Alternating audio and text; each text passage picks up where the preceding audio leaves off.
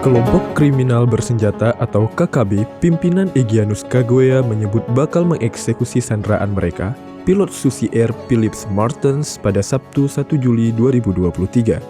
Namun, pernyataan berbeda disampaikan oleh Ketua Dewan Diplomatik dan Urusan Luar Negeri Papua Barat, Akoubu Amatus Doum.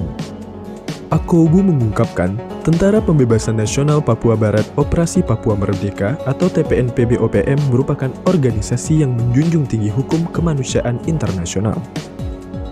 Menurutnya, TPNPB-OPM menghormati semua makhluk hidup termasuk Martens. Akoubu mengatakan, hal tersebut dibuktikan dengan tetap menjamin kehidupan Martens selama disandra.